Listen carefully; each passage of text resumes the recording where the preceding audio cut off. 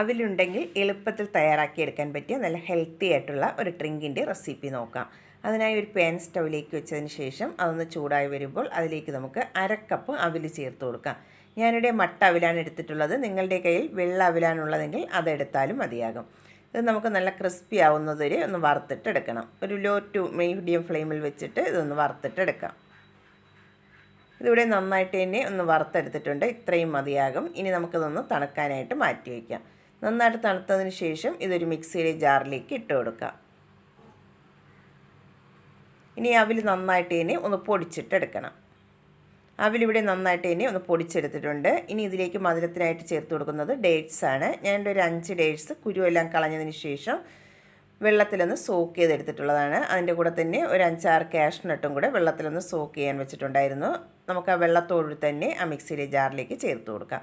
ഇനി ചേർത്ത് കൊടുക്കുന്നത് ക്യാരറ്റാണ്. ഒരു ചെറിയ ക്യാരറ്റ് ക്ലീൻ ചെയ്തതിന് ശേഷം കുക്കറിലിട്ട് ഒന്ന് വേവിച്ചെടുത്തിട്ടുള്ളതാണ്. ഒരു 3 വിസിൽ വരുന്നതിന് ഒന്ന് വേവിച്ചെടുത്തിട്ടുള്ളതാണ്. അതും കൂടെ ചേർത്ത് കൊടുക്കാം. അതിൻ്റെ കൂടെ തന്നെ ഒരു ചെറിയ നേന്ത്രപ്പഴവും കൂടെ ചെറുതായിട്ടൊന്ന് കട്ട് ചെയ്തെടുത്തിട്ടുണ്ട്. അതും കൂടെ ചേർത്ത് കൊടുക്കാം. ഷുഗറൊക്കെ ഉള്ളവരാണെങ്കിൽ നേന്ത്രപ്പഴം ഒഴിവാക്കാവുന്നതാണ്.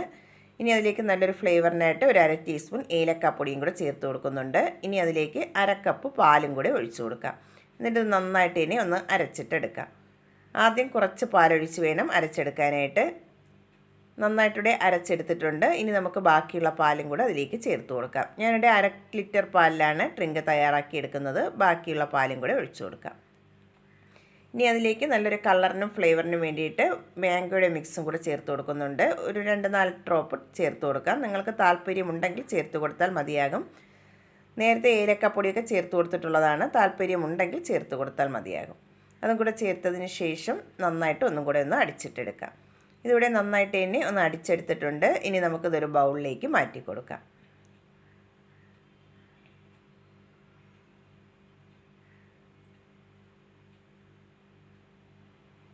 ഇതിവിടെ ഫുള്ളായിട്ടും ബൗളിലേക്ക് മാറ്റിയെടുത്തിട്ടുണ്ട്. ഇനി അതിലേക്ക് നമുക്ക് സോക്ക് ചെയ്ത് വെച്ചിട്ടുള്ള കസ്കസും കൂടെ ചേർത്ത് കൊടുക്കാം.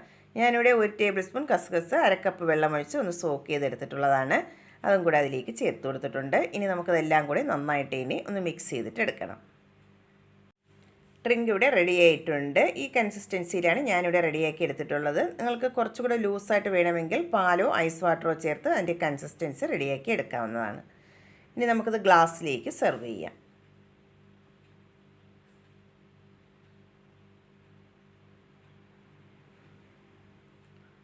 നല്ല ടേസ്റ്റിയും അതുപോലെ ഹെൽത്തിയുമായിട്ടുള്ള ഡ്രിങ്കാണ്. ഈ ചൂടുകാലത്തേക്ക് കുടിക്കാൻ പറ്റിയ നല്ല അടിപൊളി ഡ്രിങ്കാണ്.